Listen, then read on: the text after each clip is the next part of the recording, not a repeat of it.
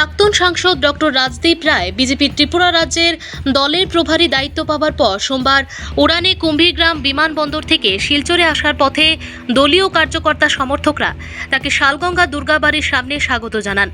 উপস্থিত ছিলেন বিধায়ক মিহির কান্তি সোম ও অন্যান্য কার্যকর্তারা। সেখানে ডক্টর রায় সোজা চলে আসেন উধারবন্দ কাঁচা কান্তি মায়ের মন্দিরে। সেখানে তাকে উত্তরীয় পরিয়ে স্বাগত জানান মণ্ডল সভাপতি নবারুণ চক্রবর্তী, সাধারণ সম্পাদক উমাশঙ্কর ভট্টাচার্য, মণ্ডল সদস্য মৃণাল ভট্টাচার্য ও প্রণবেশ চক্রবর্তী। দলীয় কার্যকর্তা ও জনসাধারণের মধ্যে তাকে স্বাগত জানাতে ব্যাপক উৎসাহ উদ্দীপনা লক্ষ্য করা যায়। এদিকে কেন্দ্রীয় নেতৃত্ব ও রাজ্য নেতৃত্ব আশাবাদী ডক্টর রায়ের মতো উত্তর পূর্বাঞ্চলের তুখুর বক্তাকে আসাম থেকে একমাত্র হিন্দু বাঙালি হিসেবে রাজ্যসভার সাংসদ হিসেবে দেখার।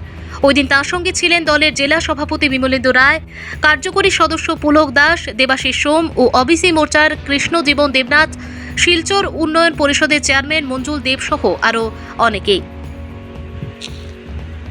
নিহার কান্তি রায়ের রিপোর্ট, আসাম প্রাইম নেটওয়ার্ক।